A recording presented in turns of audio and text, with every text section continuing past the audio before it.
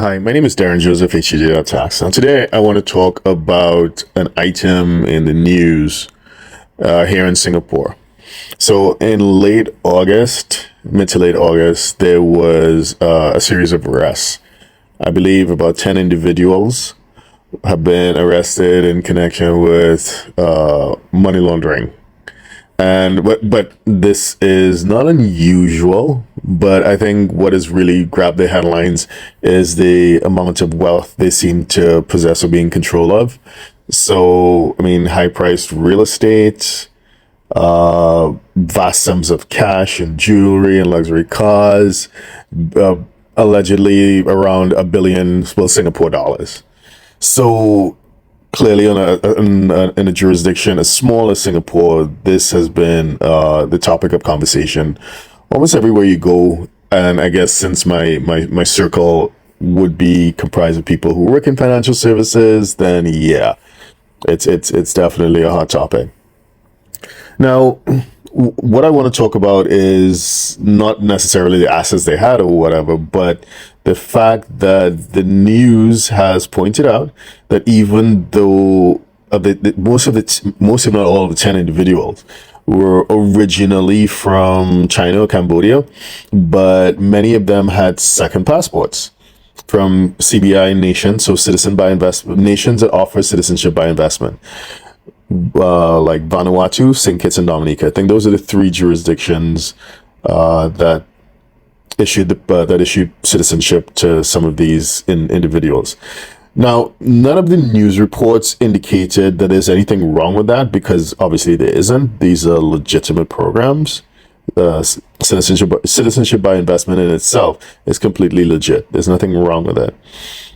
But a few of the news items that I did look at did make the point that, hey, these jurisdictions offer this citizenship without any residency requirements. So I thought, that's, an interesting way to phrase it or to communicate it. And I guess for people who may be unfamiliar with these programs, it does cast, like an air of suspicion on citizenship by investment. Anyway, so my thinking is that, hey, these programs are already under, let's say, scrutiny, and a situation like this is just unhelpful. It's just unhelpful. So before this incident, now I'm just talking about banking now. So before this incident, I've heard of account holders, so people who have accounts in top tier jurisdictions like Singapore here, who have Caribbean passports, being told by their banks that their accounts are no longer welcome, and they got letters that said basically they had to come and move their account to another bank. Some have done so, but then some have pushed back and said, okay, I understand where your concerns arise, but they were able to provide documentation to show that their citizenship wasn't acquired by investment. Their citizenship, they were born, they were naturalized into those jurisdictions, and they provided substantiating documents.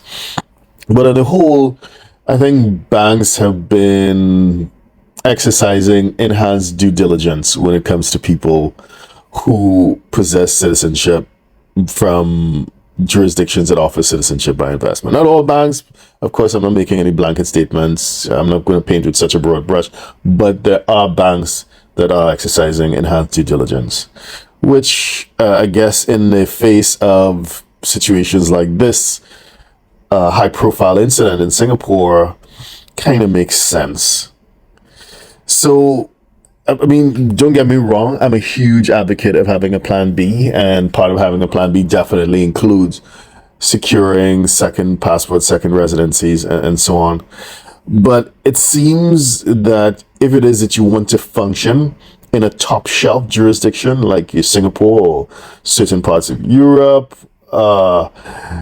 it would perhaps make sense to ensure a match between your plan B, citizenship and residency, and the banks. Without considering this, international banking has become, or even local banking has become more difficult now than it has ever been in history. Banking is hard. The banks, and nobody's faulting the banks. The banks are doing their job. They're trying to protect their reputations and they're trying to comply with an increasingly complex web of AML, anti-money laundering, and KYC, junior customer rules. So they're trying to keep up. They're trying to keep their head above water when it comes to compliance. So nobody's faulting them for being extra picky and for being extra careful. But on top of that, having certain citizenships and residencies in a top shelf jurisdiction, if it is that you want to have a plan B, make sure that it is a citizenship or residency that matches the given jurisdiction. So if you're in a top shelf jurisdiction and you want a bank, chances are you'll have an easier time if you come and you approach the bank with a top shelf citizenship that matches. And there are certain jurisdictions that are more respected than others. That has always been the case, and that will be increasingly more important going forward. My name is Darren Joseph from HEJ.tech. So if you're a 6, 7, or 8-figure investor, entrepreneur, or business owner who needs a tailor-made solution from a qualified team of professionals, we can help you achieve the international lifestyle, the freedom, and even the tax savings you're looking for. Visit us at htj.tax and live that international life.